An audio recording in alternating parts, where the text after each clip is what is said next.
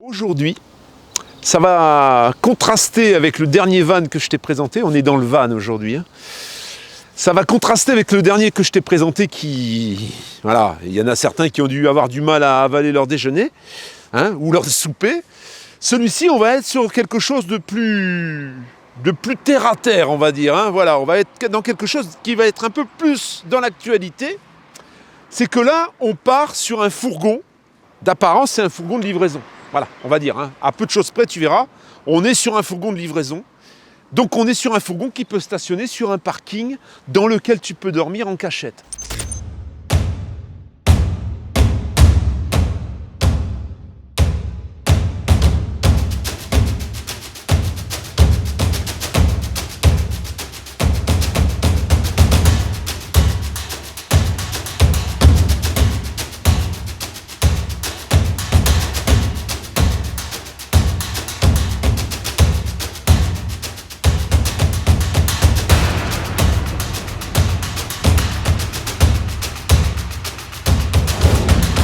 Un fourgon qui peut stationner sur un parking dans lequel tu peux dormir en cachette. C'était ça l'intérêt de ce véhicule et c'est comme ça que ses propriétaires ont décidé de le concevoir. L'histoire est un peu particulière. En fait, ce couple se rend chez Peugeot et dit « j'ai vu acheter fourgon ». Et donc, on leur propose un fourgon Peugeot. Attention, le propriétaire, l'actuel propriétaire dit « moi, je ne veux pas que vous me colliez un moteur Ford ». Donc, il lui propose ce fourgon moteur Peugeot. En fait, on a un moteur qu'on retrouve dans les 400 machins et de toute la gamme Peugeot des véhicules de cette cylindrée. Donc, on est sur un 2 litres Blue HDI. Bien sûr, il y aura de la D-Blue que tu peux faire désactiver si tu le souhaites. 136 chevaux, largement suffisant, largement même au-dessus de ce que tu as besoin sur un engin de ce gabarit. On est sur un L2 H2. Quand tu achètes un véhicule chez Peugeot, bon, tu le payes plus cher que quand tu vas le trouver sur le bon coin, mais par contre, tu as une garantie. Tu as une garantie, tu as les freins qui sont neufs, tu as les pneus qui sont neufs, tu prends le truc, c'est comme si, il est tout révisé en fait, il est tout impeccable. Sauf que, ils font leur aménagement que tu vas voir ensuite, ils commencent à rouler avec, le machin il bouffe de l'huile. Ils font un petit road trip, ils passent par la Pologne, etc. Et puis ils contrôlent l'huile et se disent, là c'est pas normal. Ils retournent chez Peugeot et ils disent, dis donc, le truc là, tout révisé, il bouffe un peu d'huile. Alors ils commencent à faire des tests, machin et tout. Écoutez, c'est peut-être une consommation normale et tout. Résultat, au bout de quelques mois ou quelques semaines, c'est pas une consommation normale. Il revient chez Peugeot, moteur neuf, pas moteur d'occasion, machin, moteur neuf, turbo neuf, embrayage neuf, cardan neuf. En fait, ils refont la totale. Ça veut dire que là, tu as un moteur qui a 4000 km, un embrayage qui a 4000 km. En fait, tout ce qui pouvait poser problème sur ce véhicule est neuf. Et je précise bien que ce moteur chez Peugeot, c'est un moteur qui est très solide. Il y a des moteurs, on entend les moteurs PureTech, etc., qui sont un peu fragiles. Là, c'est un moteur qui tient le coup. Les voitures font des kilomètres avec ça. Donc c'était au départ un véhicule qui était destiné à la location. Et c'est peut-être ce qui explique qu'il y avait une consommation d'huile qui a peut-être été matraquée, le moteur, on ne sait pas. Et du coup, ben voilà, là tu pars sur un truc complètement neuf. C'est pas le seul argument de ce véhicule et on va voir ça tout de suite. Peugeot, la voiture qu'il vous faut. On a donc sur cet engin, comme je te le disais, alors je te dis 136 chevaux, mais là, j'avais pas digéré mon déjeuner, c'est 130 chevaux en fait. Le moteur est donc là. Alors la boîte, bien sûr, la boîte est d'origine, mais l'embrayage est neuf, les cardans sont neufs et le moteur est bien sûr tout neuf. On a ici le petit ticket de révision, etc. avec le kilométrage. À ce kilométrage-là, 121 641 km, il a eu son moteur neuf qui a maintenant 4000 km. Donc j'ai pas grand chose à te dire, hormis le fait que oui, on a un véhicule d'apparence, même au niveau des périphériques, tout est neuf. J'ai rien d'autre à te dire là-dessus. On va avoir forcément les nouveaux feux. Le véhicule est de 2019. Si on regarde ici en dessous, et là je peux m'allonger par terre parce que c'est propre, il pleut pas, on a une plaque. Alors oui, on a une plaque de protection à l'avant pour éviter, lorsque tu prends des chemins, voilà, on peut voir un peu le dessous, rien n'est rouillé bien sûr, tout est impeccable. On a une plaque de protection qui te permet de pouvoir passer dans les chemins. Alors souvent, y a une tendance aujourd'hui, et ça je vais en parler, ça n'a rien à voir avec ce fourgon, mais c'est quand même important. On pense que pour prendre des chemins, des pistes, on est obligé d'avoir un 4x4. Non, tu n'es pas obligé d'avoir un 4x4. La plupart du temps d'ailleurs, ces 4x4 sont très très hauts, hein. Mercedes en est le bel exemple. On a des véhicules qui sont super hauts, qui frottent sur toutes les branches. Ça passe dans les pistes, hein. Tu n'as pas besoin d'avoir un 4x4 pour prendre des pistes. Alors c'est sûr que si tu commences à avoir des gros trous au milieu de la route, bah oui, c'est mieux un 4x4. Mais le 4x4, en fait, ça t'alourdit considérablement le véhicule. Et c'est pas parce que tu as un 4x4 que tu peux passer partout. Hein, on voit souvent des 4x4 qui restent tankés. Donc, avec ce véhicule, bien sûr, tu peux t'engager dans des pistes et aller dormir en plein milieu de la cambrousse. Alors, rétro pas touché, le carrosserie impeccable, pare-brise, pas d'impact, rien du tout. Hein, voilà, le véhicule, il est comme neuf, il est impeccable. Il n'y a pas une bosse, il n'y a rien du tout. Il est vraiment, la carrosserie, elle est nickel.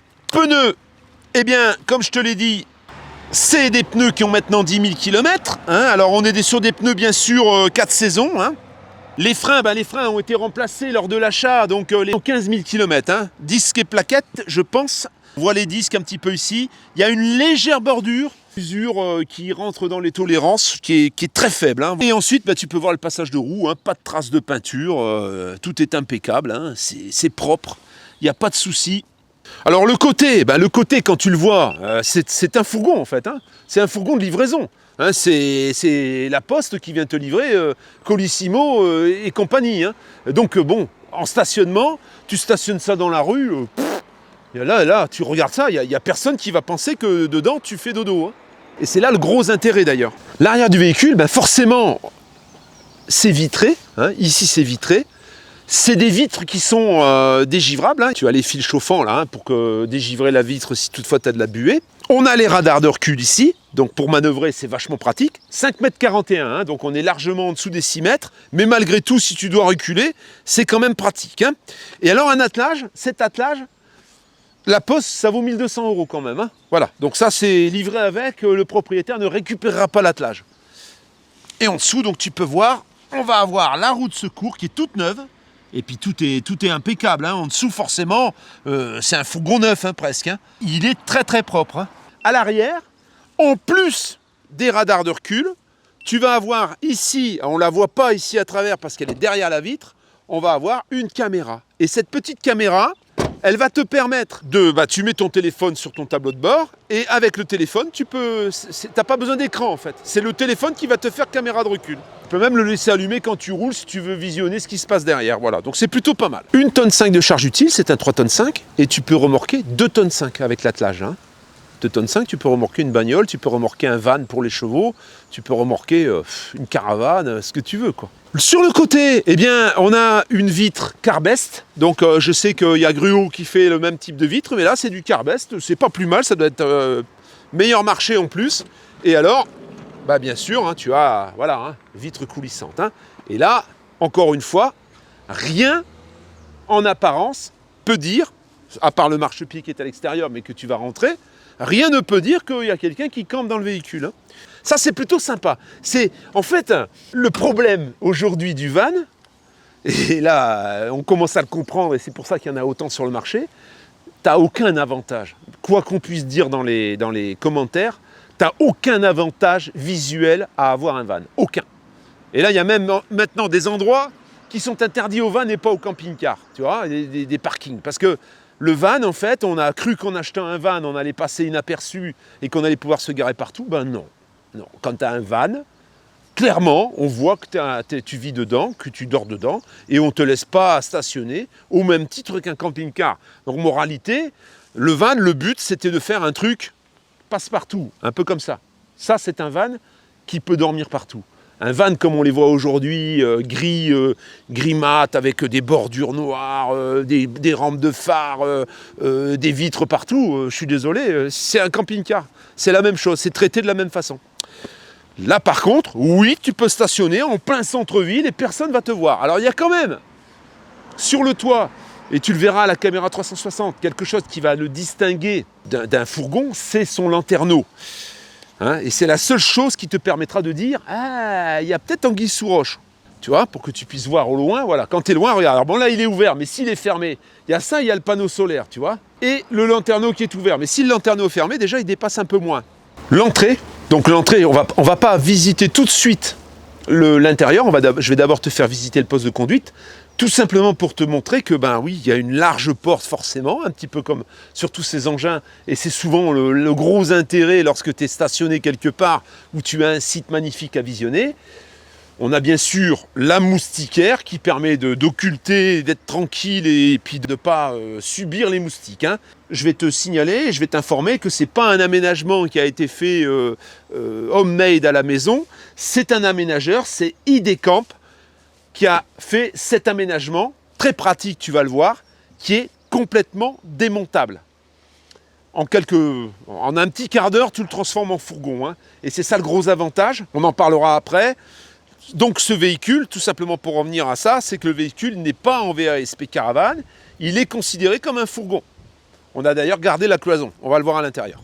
Alors l'intérieur du véhicule, ben, tout est très propre, hein. C'est forcément, le véhicule est récent, donc les tapis, tu vois, les tapis impeccables, là on a cette petite tablette donc, qui s'incline, alors là quelquefois ça marche pas ça, là ça fonctionne. Hein. L'autoradio d'origine qui fait GPS, hein.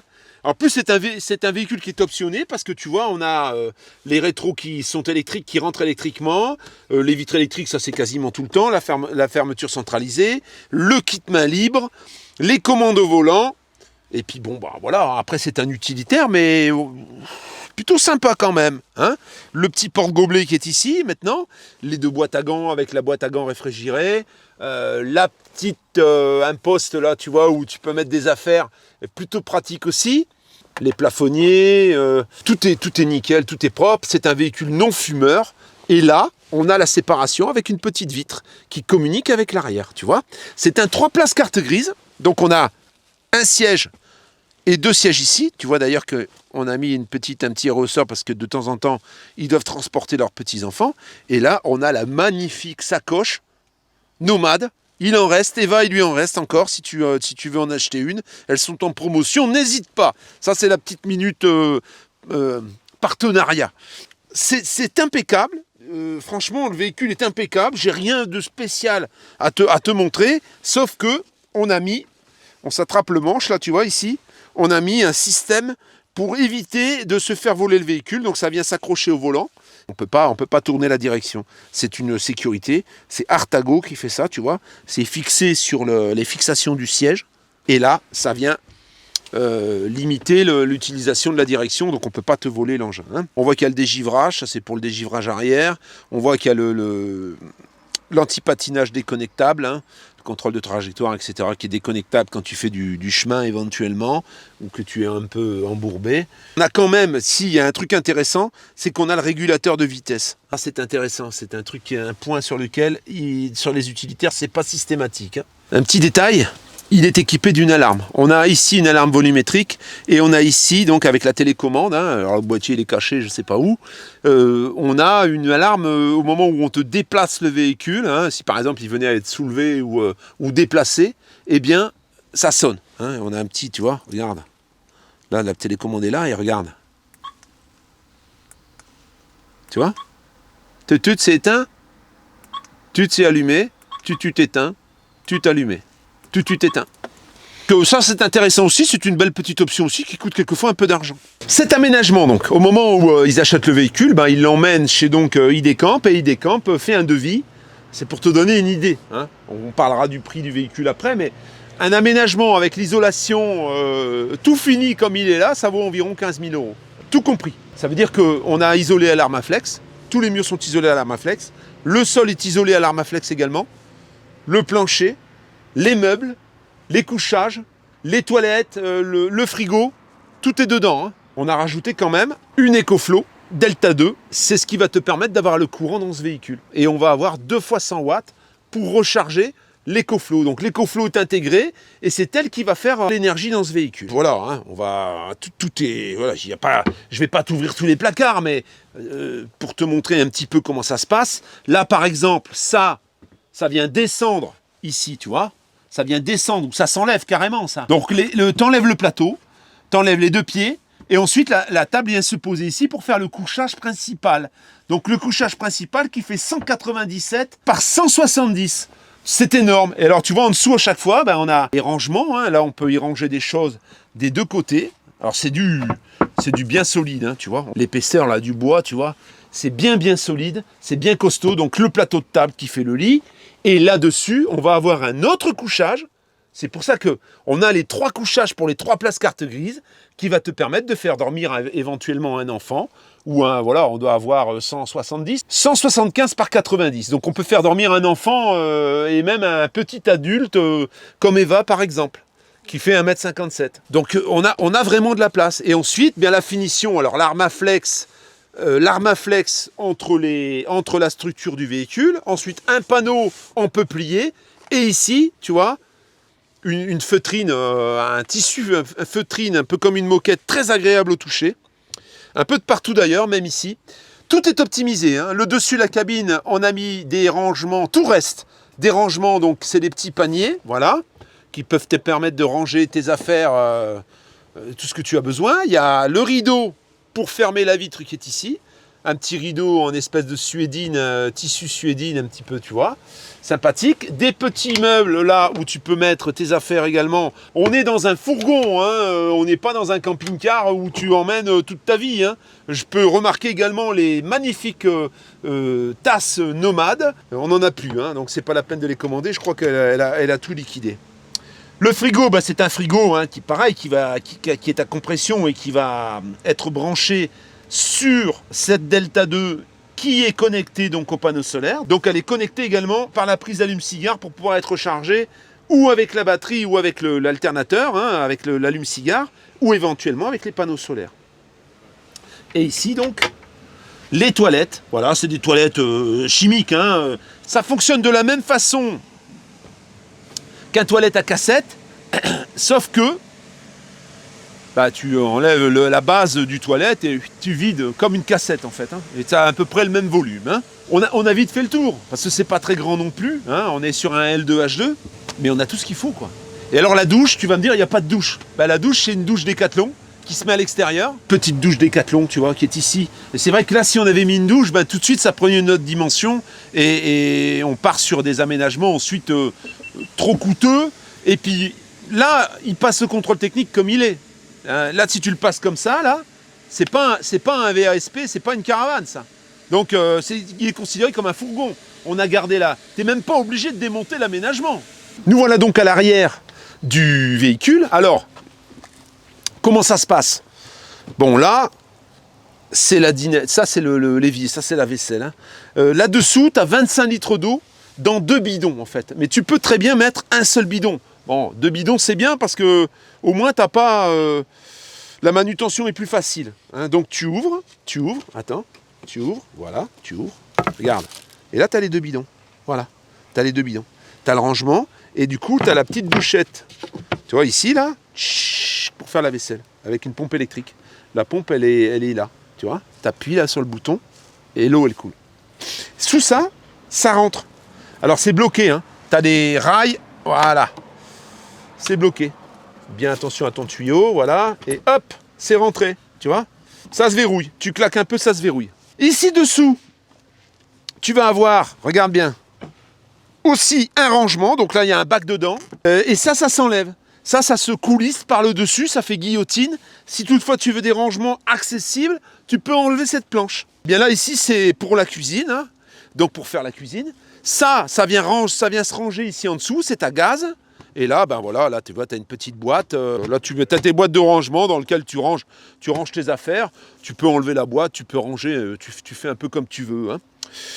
Et c'est pareil, ça vient se rentrer dedans. Voilà. Donc tout ça, toute cette partie-là, ça se démonte, hein. Ça se démonte pour pouvoir charger après, si tu veux faire des travaux et ton véhicule, tu déménages ou je ne sais quoi, tu peux tout enlever. Tout ça, c'est isolé.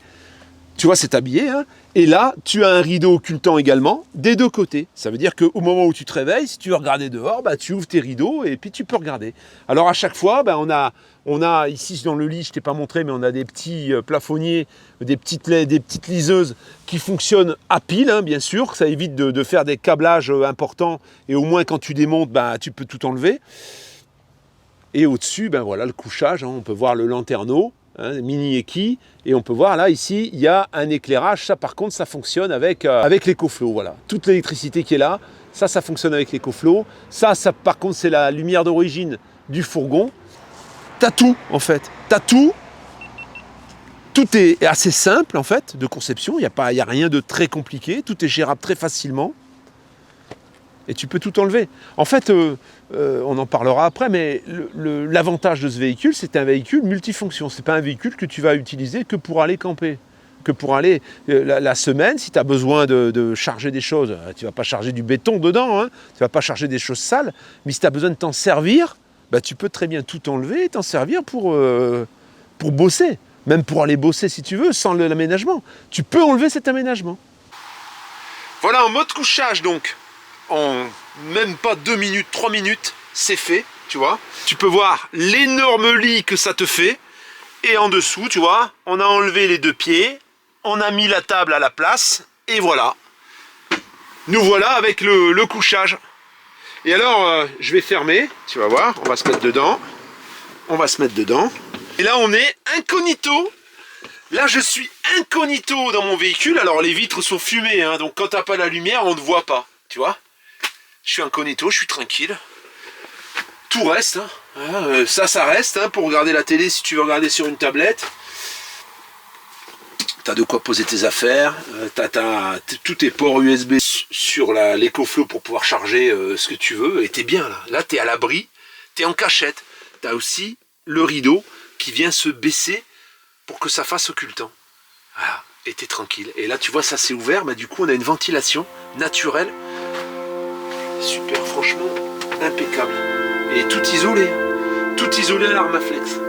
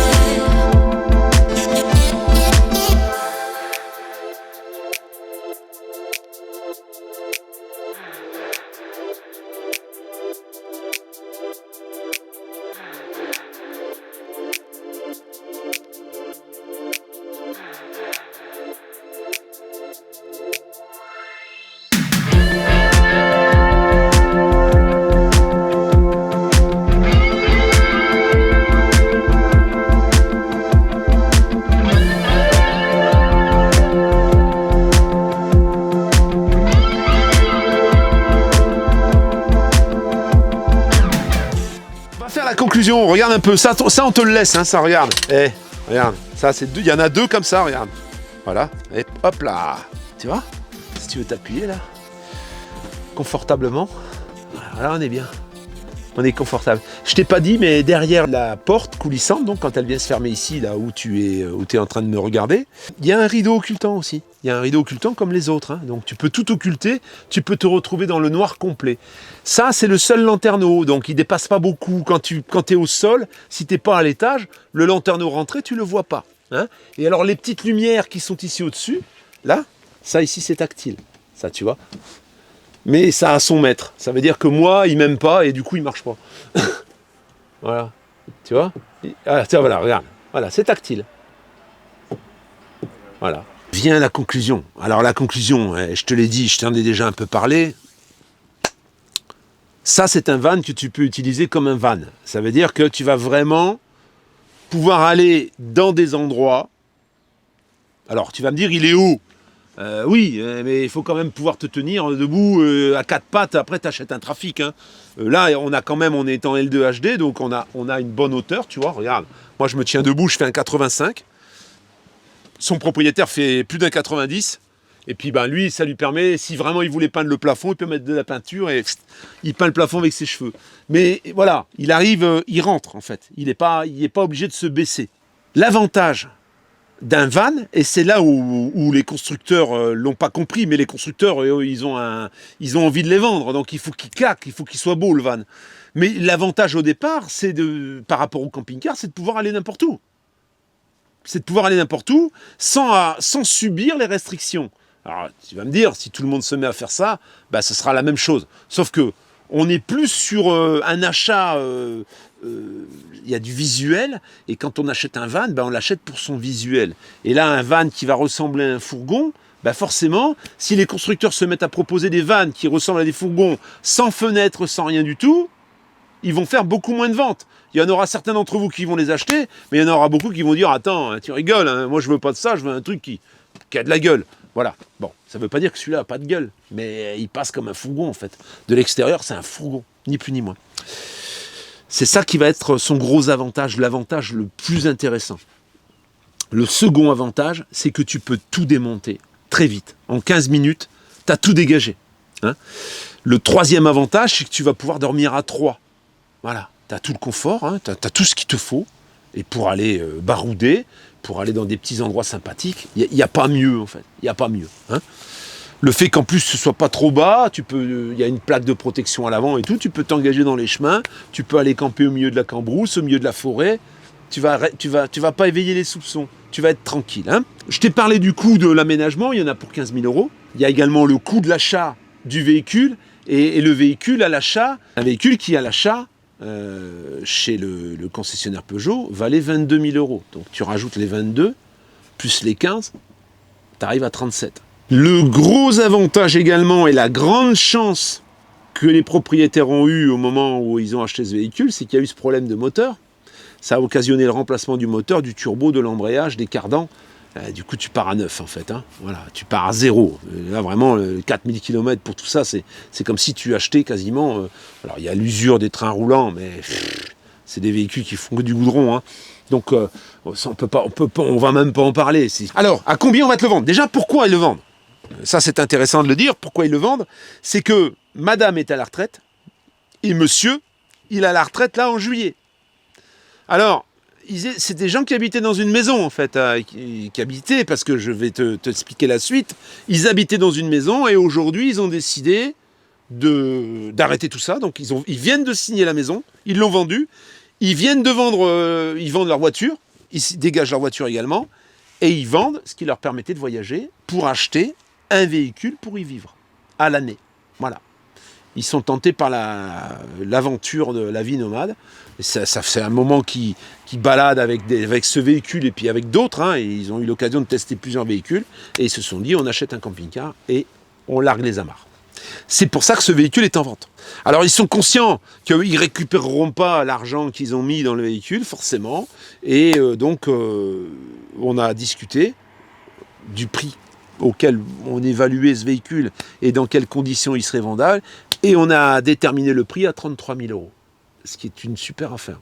Franchement, c'est une super affaire, compte tenu du fait en plus que la mécanique est neuve. Tu connais la sanction, l'adresse est là, tu m'écris, tu me mets ton téléphone, et je prendrai les gens dans l'ordre d'arrivée. Je pense que sur un véhicule comme celui-là, je vais avoir une grosse demande. Donc, premier arrivé, premier servi. Assure-toi bien d'avoir le financement. J'ai quelqu'un qui s'est vexé la dernière fois parce que comment on peut dire, ça m'a choqué, comment on peut dire que si tu n'as pas le financement, c'est pas la peine de m'appeler. Ben ouais. Si moi je vais demander au propriétaire de te faire une facture pro forma, que tu vas devoir aller voir ta banque, si tu n'es pas allé faire ça en amont, tu as une chance sur 4 ou sur 5 de l'avoir, ton financement, en ce moment. Hein. Donc il vaut mieux que tu te sois d'abord inquiété avant de t'intéresser à acheter quelque chose. Inquiète-toi de savoir si tu es finançable ou pas. C'est le b.a.-ba. Hein. prendras en considération les gens qui ont déjà le financement, bien sûr. Hein. Si tu es vendeur, tu comprendras que c'est la logique. On ne peut pas se permettre de perdre des semaines en attendant un financement qui, quelquefois, n'arrive jamais. Et c'est souvent le cas, crois-moi. Hein, par expérience, je peux t'en parler. Voilà la famille. Eh bien, écoute, t'as plus qu'à faire. Hein. Je continue mon périple. J'ai 2 autres véhicules à filmer avant de rentrer, que tu verras en suivant, qui n'ont rien à voir avec celui-ci. Hein.